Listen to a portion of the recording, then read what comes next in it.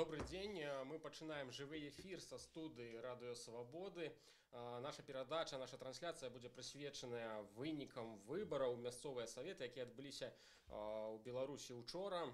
Вось у студыі Свабоды у нас сёння тры госці. Першы з іх Дзяніс Краўчук, аўтар нашумелага перформансу з кодам 0000-179, перформансу, які прыгожыў, не пабаюся гэтага слова, сабой мясцовыя выбары. Таксама у нас прысутнічае Уладзь Лапковіч, праваабаронца, каардынатар кампаніі «Праваабаронцы за свабодныя выбары». Яму мы зможам задаць пытанні пра парушэнні. І трэці наш госць, першы намеснік старшыні ліберальна-дэмакратычнай партыі Беларусі, гаспадар Олег Гайдукевіч. Мы ўжо ведаем ад спадара Олега, што 5 прадстаўнікоў яго партыі атрымалі перамогу на мясцовых выбарах, і з ім таксама пагаворым аб гэтым. Мяне завуць Алесь Пілецкі, я журналіст, а таксама весці эфір будзе палітычны аглядальнік радыё Свабоды, гаспадар Віталь Цыганкоў. Вось, першае пытанне хочу задаць Дзянісу. Дзяніс, увогуле, коротко раскажыце, калі ласка, сваю гісторыю гэтага перформансу, сваёй акцыі, калі можна, чаму вы вырашылі гэта зрабіць і увогуле, што будзе далей? Ну, значит, у четверг до меня дошла информация, это, здаецца, 15 было лютага, дошла такая информация, что некоторые наставники робят некие такие адмысловые познаки под штампом об регистрации. У пашпарте. Алоўкам, так, алоўкам. Некоторые. И ходят по этих, по участках, по вот этих, некоторые размещенные близко. И там голосуют. Вот так. Голосуют несколько разов по одним пашпарте на некоторых участках. Так. И мне захотелось доведаться, ці сапраўды гэта так. И по-другому мне захотелось доведаться всю кухню карусельщиков, бо было цікаво, як гэта знутры все адбываецца, фальсификации все. Вы дзейнічалі абсолютно один. Уписали себе гэтыя лічбы ў пашпарт и пошли по участках. Абсолютно так. И что было на участках? Ну, я нават и не думал, что все так атрымаецца. Я думал, что меня завернуць адразу, и тут на этом все скончится, вся история. Ну, атрымалось так, что и с працягам я нават не... Так атрымалось, что 15-го я попал на першы участок, пасля мне не атрымалось уже ў першы дзень сходить яшчэ, а уже на наступны дзень я был на 2 участках. Вы вам адразу давали? Показываете пашпарт, давали адразу бюллетень, покажите. Так, гэта 10 яны так даволі 10 хвілін, прабачце, секунд 10 пасля гэтай такой паузы яны так даволі хвалявались, моцна было это адчувалось. Гэта все адбывалася амаль што моўчкі. А вы, кажется, даведаўся гэтыя лічбы, адкуль вы даведаліся? Можете рассказать? Была нейкая ананімка, мне мой знаёмы Петро Маркелов прислаў вось такую рэч, і мы як бы захацелі вось так паспрабаваць зрабіць. Вы чулі рэакцыю Ліды Гермошынай на вось ваш фактычны выпадак, хаця она вас не называла, але сказала, што вось чалавек там придумал нейкую гісторыю, ему выпадкова, памылкова, конечно, дали бюллетень. Ну, я хочу сказать, что это абсолютное глупство, бздура нейкая, полная лухта, потому что у меня есть свой YouTube-канал, я адмыслова его завёл, скинул туды відэа свае ўсе, яны там ёсць, у вельмі добрай якасці, усе там все добра чуваць і відаць, што я там гаварыў. Таму каму будзе цікава, можа я пасля эфіру пад гэтым стрімам скіну спасылку на свой YouTube канал, і кожны ахвочы можа паглядзець, даведацца, хто з нас хлусіць, а хто не. Я бачу, што Олег Гайдукевич неяк так... И можно еще, коли ласка, я хочу показать вот эти 3 бюллетни, которые я взял вот на участку. Вот эти 3 бюллетни. Яны сапраўдныя, тут есть все подписи. Тому я не лічу, что я там проголосовал неяк, ці што. Гэта быў нейкі такі эксперимент. я хотел поглядеть, как все ж таки спрацуе наша выборчая система. Олег Лайдукевич, перший намесник сташні ліберальна-демократичної партії, глядіть так недовірливо. Я розумію, чому. От я бачу ваше інтерв'ю, літерально вчорашнє «Светской Белоруссии». Олег Лайдукевич, серйозних нарушень на виборах не зафіксировано. Ви кажете про те, як у вас від партії було стільки-то, каля 200 назиральників, і ні один з їх не зауважив, коли я правильно ваше інтерв'ю розумію, ні одного порушення. Так було? Я скажу не это немножко. Значит, во-первых, у нас выборы проходят по одномандатным округам. Мы должны четко понимать, что во всем мире по одномандатным округам альтернативным партиям, альтернативным кандидатам очень тяжело побеждать. Значит, и это проблема. И мы неоднократно уже говорили, и эти выборы подтвердили, что пришло время менять избирательную систему, переходить на выборы по смешанной системе, по партийным спискам. Почему? Но в любой стране мира, во-первых, есть административный ресурс партии власти, так называемый. И он есть в Беларуси. Я этого не собираюсь скрывать, и это правда.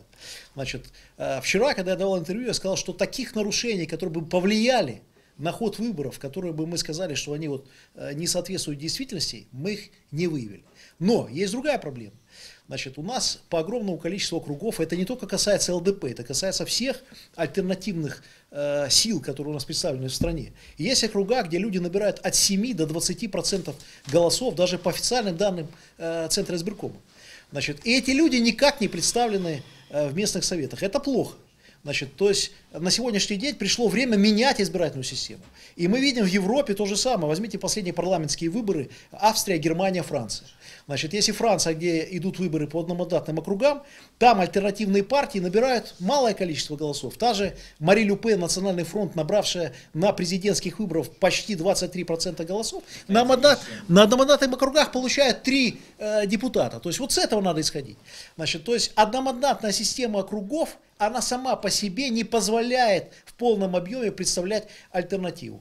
Значит, что касается нарушений, вот что мы имели в виду, что не было таких нарушений, которые повлияли бы на ход выборов. И на сегодняшний день мы видим, что вот эта проблема для нашей страны, надо менять избирательное законодательство. Мы возвращаемся к нашему предложению, о котором мы говорили. Все увидели в нем, значит, какую-то крамолу, что мы как-то подыгрываем власти, когда мы говорим, что надо проводить референдум и менять избирательную систему на смешанную. Нет, давайте вот исходить по итогам выборов из того, что да, ЛДП впервые, например, попала в Горсовет за последние 9 лет, в Мингорсовет. Сразу началось, это не настоящая оппозиция, значит, это назначено. А давайте посмотрим с другой стороны. Я сегодня в открытую сказал, все альтернативные партии, пожалуйста, приходите к нам, есть депутат, давайте свои предложения, если они нормальные, будем пытаться их продвигать в Горсовете. В Горсовет впервые попали предприниматели, значит, в большом количестве. Вы сегодня смотрели. Почему мы не можем использовать это, общаясь вместе с ними, и сделать какие-то большие условия для развития бизнеса в стране? Спадар Олег, пробачте, я вас переб'ю, так ми вернемся ще Конечно, до пропанового. Я виноват, может, в сторону супрацы. Вось про порушение я хотел бы вернуться. Вы и в Советской Белоруссии сказали, что таких порушений, які повпливали на виніки виборів, не виявили. І зараз нам повторили, але ми маємо конкретного чоловіка з 3 бюлетенями, ось у мене 3. Я по конкретному факту расскажу. Так, вот, мое мнение. Чекайте, я вам задам питання. Лідія Ярмошина признала, що було порушення. Ми тут чуємо фантастичну, на мій погляд, історію з 3 лічбами, описаними оловком у пашпорт, які дають право голосувати. По певній окрузі, Хунцовщинська виборча округа номер 34.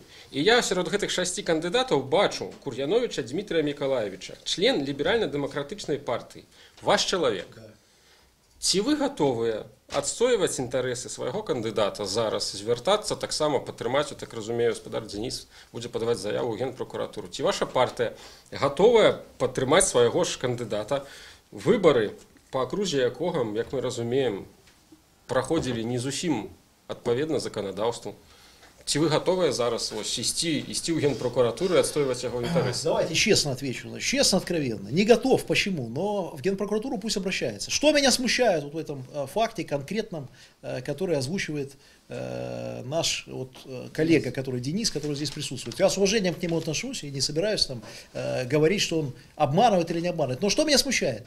Ну, слишком сложно, слишком фантастическая схема. Номер в паспорте, значит, карусель. Во-первых, карусель нужна. Что меня смущает? На выборах по партийным спискам. Мы отлично знаем, откуда взялось слово карусель. Это именно оно пришло с России, где наблюдатели обвиняли действующую власть в том, что по их системе выборов нужна карусель. По одномандатным округам я не понимаю вообще, какая нужна карусель. Второе, что меня смущает. Ну, как в детективном фильме, номер в паспорте. Но если бы хотели сделать, все можно было бы сделать, мне кажется, проще.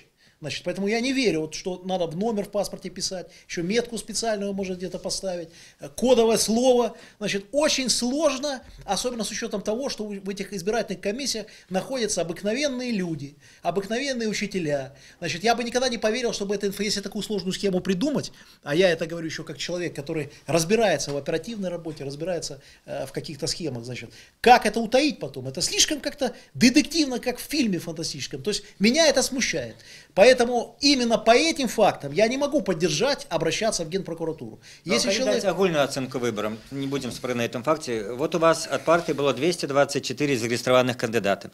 Как вы стверджаете, хоть это все так и есть, что 5 человек перемогли в разные областные советы, но все-таки это не шмат. То есть вы лишите, что в этих 5 округах, где вы перемогли, там были выборы сумленные, а в остальных округах так само сумленные. Какая ваша огульная оценка? Вот тут была четверг, а тут суббота, то бок выборы были сумленные там, где ваших обрали, ці они повсюль были сумленные. Есть некое меркование партии на конт оценки этих выборов? Есть, значит, есть однозначная оценка этих выборов. Значит, повторюсь, существенных нарушений, влияющих на исход голосования, не было. Но одномандатные округа – это проблема, поэтому мы победили там, где сконцентрировали все свои усилия. Кто у нас победил? Мы, когда 2 недели оставалось до голосования, приняли решение. Видим, что власть выставляет сильных кандидатов. Давайте скажем правду. Оппозиция тоже не совсем была готова. Некоторые партии выставили по 5 человек. Из них половина безработных, значит, без дохода, без каких-то достижений. Когда принимает человек решение о голосовании? Где? Он не читает интернет большинство, он не смотрит там какие-то сайты. И это ничего не читает. Он приходит на избирательный участок, видит плакат и на месте принимает решение, за кого голосовать. Это 80% избирателей. И что он видит в плакате? Там, не работает, значит, дохода нет. Общественный активист – это не профессия. Поэтому мы приняли решение сконцентрироваться на руководителях областей, лидерах региональных. И бросили все силы там. Не везде получилось. В Брестской области не получилось, я сегодня знаю. В Витебской области не получилось. В Минске получилось. Значит, в Минской области получилось. Это хорошо. Значит, но при этом этого мало. Я буду доволен тогда, когда в каждом областном совете будет большинство ЛДП, и мы сможем принять те решения, которые хотим. Но я еще раз обращаюсь ко всем оппозиционным партиям. Приходите.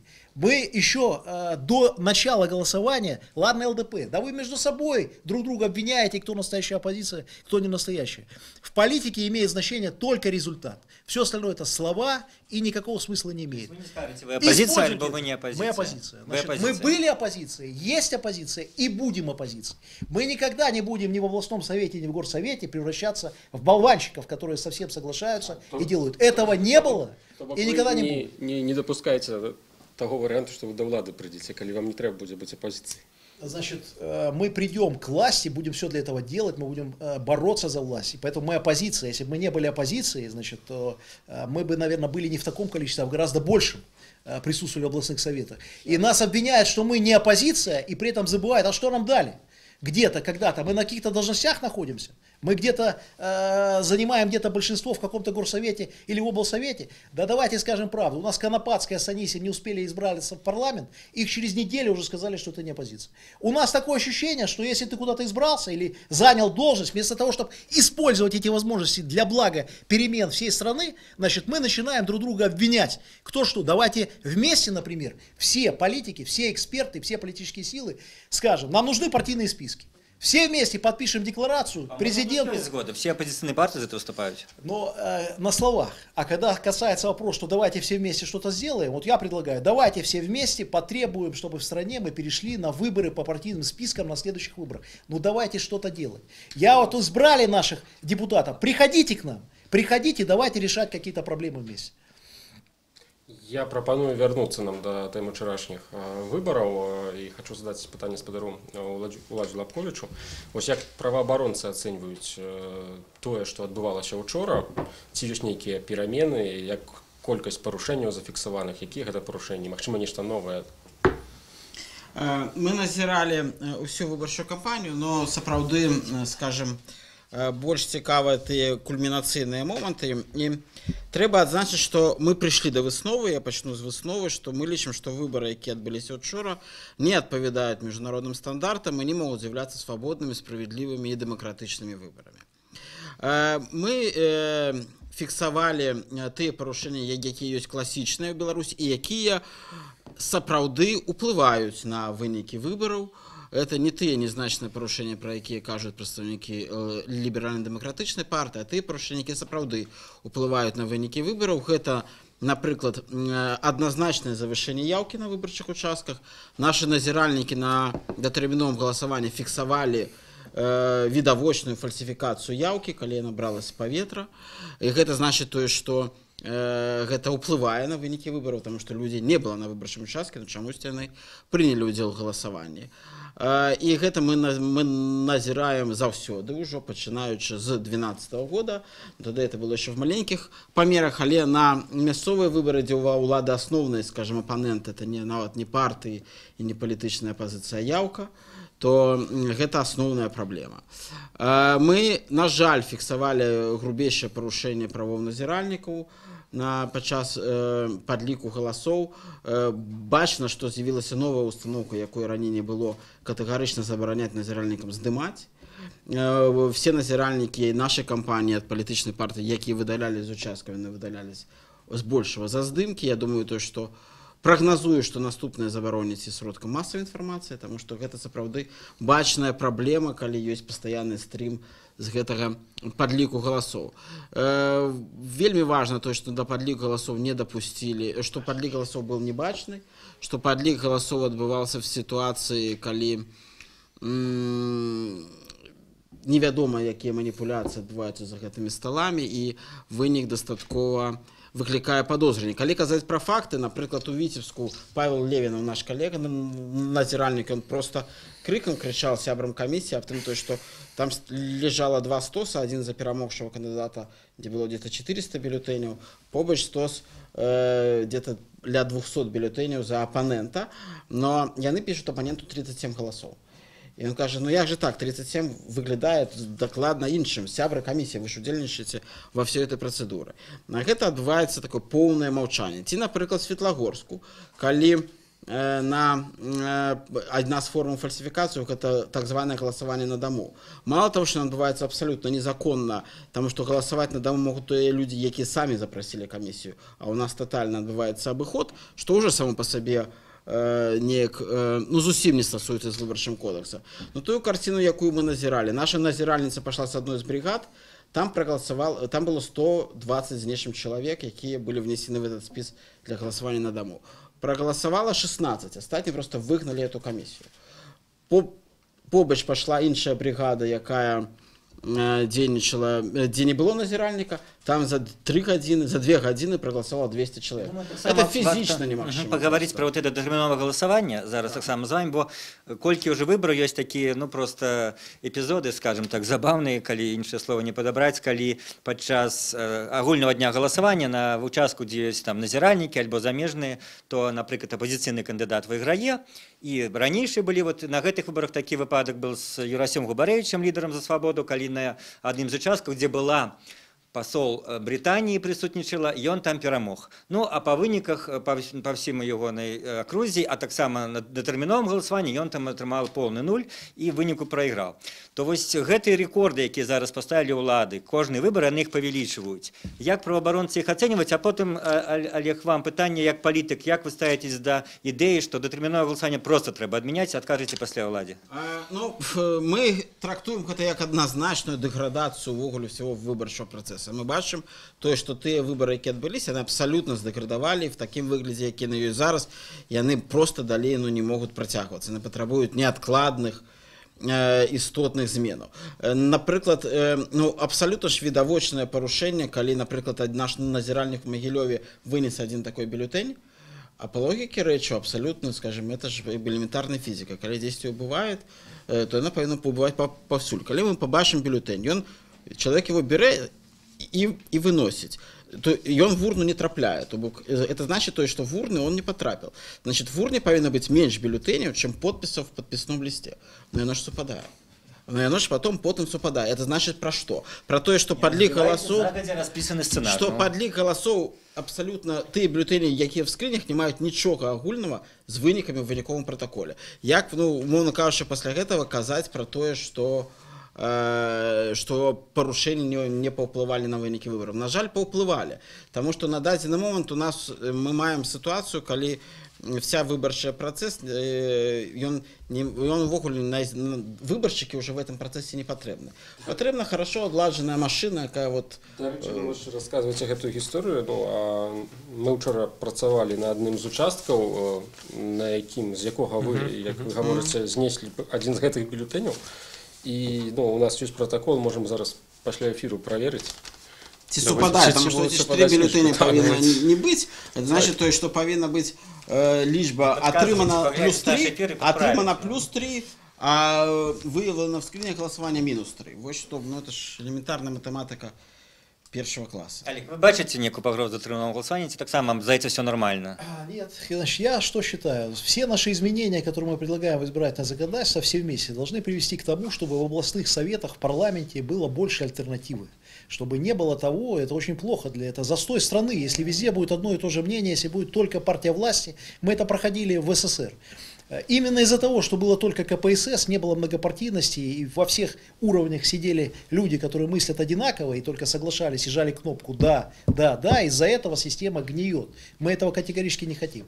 Но если мы отменим просто досрочное голосование, мы получим только уменьшение явки, но это не даст возможности, чтобы в областных советах и в городских советах было больше альтернативных кандидатов.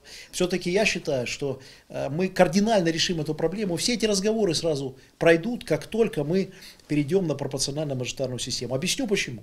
Значит, после первых же выборов по партийным спискам умрут все маргинальные политические силы, которые живут в интернете. Не будет такого, что человек, не имеющий структуры, офиса, сидя дома на унитазе или на кухне, пишет посты и называет себя политиком. Нам нужны реальные политические силы. Второе, появится альтернатива, потому что люди, которые набирают 5-7% голосов от партии, будут в областном совете, будут в районном совете. Я хочу, чтобы в каждом райсовете, в каждом областном совете было не только ЛДП, были другие альтернативные политические силы. Уберем, я не против, ну давайте уберем досрочное голосование. Это не приведет к тому, что появится альтернатива. Это приведет только к тому, что у нас будет не 75% явки, а 51%.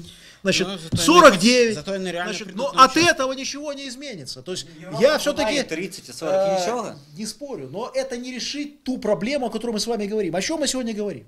О чем мы недовольны?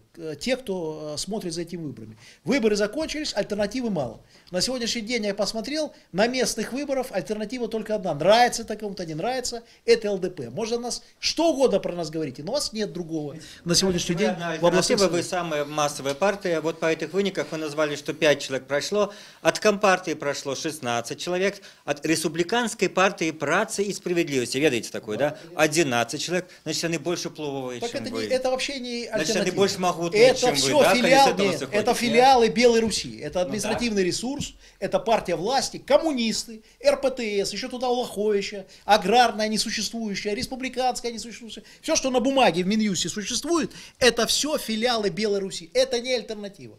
Их может быть 20, 30, ничего не поменяется. Посмотрите, у нас единственных, у кого партийные депутаты. У них всех партия и какая-то должность. То есть он директор завода, это основное, он может и не знает эту партию, от которой он идет. Он может и увидел только перед выборами первый раз. А лидер партии не знает своего депутата. Я уверен в этом. У нас... Посмотрите, в Гродненский областной совет, посмотрите его должность, простой человек, но его основная должность председатель Гродненской областной организации ЛДП. Мы единственные поэтому. Поэтому тех, кого вы назвали, это все партия власти. Я их не разделяю. Что Беларусь, что БРЦМ, что они. Разницы нет. Вот зараз на выборах публікуюць абавязкова кандидату ў біяграфію, і в тым ліку, калі яны былі асуджаныя там і выйшлі, ці не ёсць это вот памылка сцвярджаць, што по-моему найбольшы працэнт людзей, якія былі все-таки в месцах зняволення, это кандыдаты ад вашай партыі. Ёсць такая статыстыка ці 4 не? человека. 4 человека. 4 человека. И Вот второй як момент. вы, як былы супрацоўнік Сейчас органов я на уже этого не один раз ставитесь? про это говорил и скажу еще раз. Значит, первое. Во-первых, хорошо, что пишут в биографии вот эту судимость, потому что потом люди скажут, значит, что вот мы избрали его и не знали, что он там 20 лет назад был судим. Второй момент. Это все судимости погашены. То есть надо смотреть, какая статья. У меня там один, например, в Гомельской области залез в сад и украл мешок яблок в 16 лет. Ну и что его? Всю жизнь за это, значит, ругать? Он должен до конца жизни страдать из-за этого. Мы же с вами либеральные люди. Люди, которые отстаивают демократические ценности. Он отстрадал. Он свое получил, стал человеком, закончил институт, значит, получил работу, стал серьезным предпринимателем и начал трудиться. Что тут такого? То есть и в третий момент, самое главное, эти люди прекрасно знали, что этот факт биографии будет указан у них в районе и будет висеть на плакатах. Значит, они не боятся перед людьми за это отчитаться и рассказать. Кто боялся, тот бы не пошел на выборы. И третий момент, таких немного, любят об этом писать, но не любят, что у нас доцент был, что у нас хоккеист Коваль был, известный наш белорусский, что у нас другие люди, предприниматели, об этом лучше писать. Значит, ничего страшного, что где-то там кто-то был, это все прошлое и забыто уже. Тем более, что у других то же самое, не только у нас. Ось нам в трансляции на Фейсбуку в комментах Андрей Дмитриев пишет, а чего все такие притихшие сидят? Можете что-нибудь Андрею зараз сказать? Как он... Я? Так. Ну, Андрей, значит, я никогда, Андрей, не был притихший. Значит, все хорошо, вот говори правду, приходите, есть какие-то предложения, у нас депутат в горсовете есть, и ваши предложения с удовольствием, у нас есть толковые предложения, уговори правду о том, как реформировать страну. Мы с удовольствием готовы их взять и вместе отстаивать в Минском городском совете. Причем со всеми это готовы делать. Давайте до выбору. Я у Влади Лапковича хочу еще запытаться о карусели. Так само не першы раз назіраю за выборамі і, по-моему, так упершыню актыўна пачалі пра гэта пісаць в сацыяльных сетках і назіральнікі. І, ну, вось, жывы прыклад у нас тут. У той же час улада, ну, як сцвярджаецца, і так прызначае сваіх сяброў камісіі працуюць, ну, паводле агульнапрынятага меркавання на ўладу. Навошта гэта? Это, напэўна, самае цяжкае пытанне гэтай выбарчай кампаніі. Раней мы даволі, наша кампанія па абаронцы за свабодныя выбары, самі не фіксавалі такія выпадкі і ставіліся да этого дастаткова скептычна, но на дадзены момант мы прызнаем, да, падчас гэтых мясцовых выбараў сапраўды былі факты такого множественного голосования. То бок, калі одна и та же особа голосовала некалькі разоў на розных выбарчых. Я бачыў фотаздымкі адной жанчыны, зробленыя перад рознымі участкамі розных гарадах. Да, в Борисове и в Менску. Я так само этот фотоздымок бачыў. Мы признаем такі факт, что сапраўды... Людей такая, ну, мания, ну, любят яны голосовать. Вот одни я любят... Я не могу совершенно згодна. Выбарчыя камісіі павінны як бы разумець... Выбарчыя камісіі павінны разумець, что человек может проголосовать только один раз, и он павінен быць внесены в спіс для голосования. И калі вось про гэты выпадок з гэтай магіяй лічбаў і Ермошына кажа аб тым, что вось человек нас обманул тройчы, я в это докладно верить адмаўляюся, потому что это блаженные люди в комиссии тройчы как бы расчулились и оказалось, что тройчы, да. И на жаль, я у Беларусі вся эта фальсификация, аднойчы, як сказала сама Ермошына про гэта, яна базуецца на працы з лічбамі, як она там назвала. Она сказала, навошта вкидывать бюллетени, это амаль што цитата, навошта все это рабіць, калі можно попрацаваць з лічбамі. И заўсёды фальсификация в Беларусі на этом будуецца, что есть комиссия, яна глухая, закрытая, напампоўваюцца виртуальныя выбаршчыкі падчас датэрміновага галасавання, потым гэтыя галасы размяркоўваюцца. Калі не атрымалася на участковым узроўні, тады, ну, вышэйшая камісія заўсёды падправіць. І гэта, значит, в гэтым задзейнічана вузкае кола людзей. Ну, 1-2 человека в камісіі. Вот тыя людзі, якія в камісіі, яны дзейнічаюць па стылю кругавой пароўкі, не задаваць пытанні.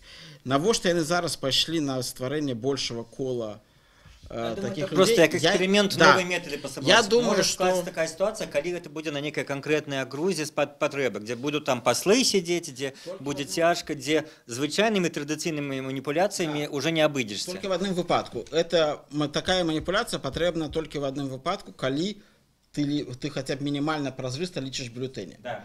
То бок калі это значит то, што павінна цалкам паламацца сістэма, якая ёсць зараз, і тады калі ты не кантралюеш камісію, тебе трэба лічыць эти паперы, тебе трэба каб эти бюллетени кто-то туда положил. Олег, давайте с вами про геополітычныя пытанне трошки закранем, может быть, на заканчэнне нашай размовы. Калі пропустили, чтобы вы уже узгадали Анісім і Канапатскую палату прадстаўнікоў, здавалася, некаторым аглядальнікам, палітыкам, што вось лібералізацыя, якую абвесцілі беларускія ўлады у сваіх дачыненнях з Захадам, будзе ісці далей. Тым ліку на гэтых выбарах мясцовых таксама кагосьці прапусцяць. Но для многіх уже на этапе складання камісіяў і далейшай выбарчай кампаніі стало зразумела, што этого не будзе. Но, у всяком разе, я вось в Фейсбуку писал, что никого не пропустить, прогноз оказался, как часто это бывает, справедливым. Наколькі вы вот оцениваете это, что влада решила не робить дальнейшие кроки, то бок Захад уже съедает это, он не потребует демократизации Беларуси, ему больше важнее некие геополитичные речи, как Беларусь не отдавалась цалкам у обдымки России, как она в этом сенсе вступала в некие проекты, то есть замест санкций теперь у нас involvement, это утягивание. Это важнее же, чем демократии внутри Беларуси для Захода, как вы лечите? Я скажу, вы хороший вопрос задали, значит, и очень важный. Дело в том, что многие наши политики белорусские до сих пор не поняли, в какой реальности мы геополитической сейчас оказались, что все поменялось. Значит, я очень много общаюсь с европейскими коллегами, езжу по Европе. Началось все это с Минского диалога, значит, когда приехал сюда, вы были там, вы прекрасно все помните, там, когда приехал впервые министр иностранных дел Германии, меня тогда уже поразило выступление европейских политиков, это все потом подтвердилось в ходе встречи в Европе с теми политиками, которые я знаю. Значит, они все говорили, слушайте, у нас своих проблем хватает. Как бы нам разобраться? И не только с мигрантами. Мигранты, значит, единая Европа. Значит, как решить вопросы экономические? На сегодняшний день Европа погружена в решение своих собственных проблем. Для нас это означает две важных вещи. Первое. Мы заинтересованы в том, чтобы Европа была все-таки сильной, и чтобы она не погрязла, она не развалилась. Почему? Потому что ничего хорошего для нас это не будет. Здесь я солидарен с нашим президентом страны, который говорил об этом. Это важно, мы в этом заинтересованы. Но второй момент, который мы должны понимать, что на сегодняшний день все, что происходит здесь внутри Беларуси, интересует только нас. Внутриполитические изменения интересуют только нас. Значит, как проходят выборы, интересует только нас. Значит, на сегодняшний день Европейскому Союзу гораздо важнее, что мы донор безопасности, наша позиция по Украине, те усилия, которые мы сейчас предполагаем, значит, а я скажу честно, мы полностью поддерживаем на сегодняшний день. Вот если у нас есть разногласия с властью в экономике, в политике и достаточно серьезные, то в плане внешнеполитической деятельности МИДа я поддерживаю внешнеполитическую концепцию МИДа. Это самая правильная политика, которая есть. Суверенитет, независимость, ничего другого проповедовать на сегодняшний день нельзя. Мы это должны понять. Но самое интересное, что внутриполитические изменения на сегодняшний день важны для нашей страны и для власти в том числе. Почему? Потому что как только мы укрепим нашу политическую систему, как ее можно укрепить? Перейдя на партийные списки, получив политическую элиту тех партий, тех политиков, которые будут отстаивать суверенитет и независимость, тех партий, которые всегда будут поддерживать внутри Беларуси единство ее и не допустят раскола, несмотря на то, что есть силы и на Западе, и на Востоке, которые хотят, чтобы у нас единства этого не было. Если мы этого делать не будем, значит, как раз таки мы делаем хуже сами себе. Поэтому на сегодняшний день о реформах, о политическом изменении климата в стране должна думать в первую очередь власть и все политики, которые к этому причастны. А оппозиция должна понять на сегодняшний день, апеллировать к Европе или кому-то еще бесполезно. Надо работать только здесь. Ничего не будет, значит, ничего не поможет. И финансирование уже почти закончилось. И грантов еще будет скоро еще меньше, меньше и меньше. Жить надо здесь, работать с избирателями и бороться, побеждать. Если пропустил выборы, значит, это как на Олимпиаде. На эти спортивные соревнования не пошел, на другие, скажу, поеду. Значит, ты уже к этим соревнованиям готов не будешь. Бороться, бороться, бороться. Олег, ну тоді у меня питання. А чому ви не удельничали зараз у выборах? Потому что я не эгоист. Значит, вот для меня гораздо было важнее, когда у нас политики республиканского масштаба, не потому что местные выборы не важны, но для меня гораздо приятнее сегодня было, когда я знал, что председатель городской организации ЛДП стал депутатом Минского городского совета. Я не эгоист. Эта партия будет развиваться. развиваться. Это городская организация будет развиваться. Это люди будут развиваться, значит, мои вокруг меня. И для меня это гораздо важнее, чем я бы пришел в горсовет с мышлением республиканского масштаба, с геополитикой. В горсовете надо немножко другим заниматься. И я как не эгоист, как человек, думающий не о себе, а о партии, сделал все, чтобы мои люди победили. И с чем я их сегодня поздравил, и сам себя тоже. 5. А вдруг еще райсовет пройдут. Я жду еще результаты. А сельские советы, значит, райсоветы. Посмотрим. там у вас кандидаты, Значит, Александр? были, значит, подождем. А вдруг еще кто-то прорвется. Еще цифры не полные. Например, по Гомельской области еще ждем. По Витебской области еще ждем. То есть посмотрим, что еще будет до конца дня. Добренька. Дзякую удзельнікам. Мы сёння абмяркоўвалі мясцовыя выбары, якія прайшлі ў Беларусі 18 лютага. Напэўна, адна з самых нецікавых мясцовых кампаніяў. У пэўным сэнсе цікавую зрабіў адзін з нашых удзельнікаў сённяшні, Дзеніс Кравчук, які атрымал артефакты ад гэтай кампаніі і можа цяпер, напэўна, зрабіць нейкі гандлёвы знак 000179, які стаў вядомы на всю краіну. Да, таксама удзельнічаў праваабаронца Дзеніс Лапковіч і аптыміст, не эгоіст, намеснік, першы намеснік старшыні ліберальна-дэмакратычнай партыі Олег Гайдукевич і апозіцыянер, што таксама важна. І мы, журналісты «Свабоды», Алесь Пілецкі і Віталь Цыганкоў. Заставайцеся са «Свабодай». Всего найлепшага.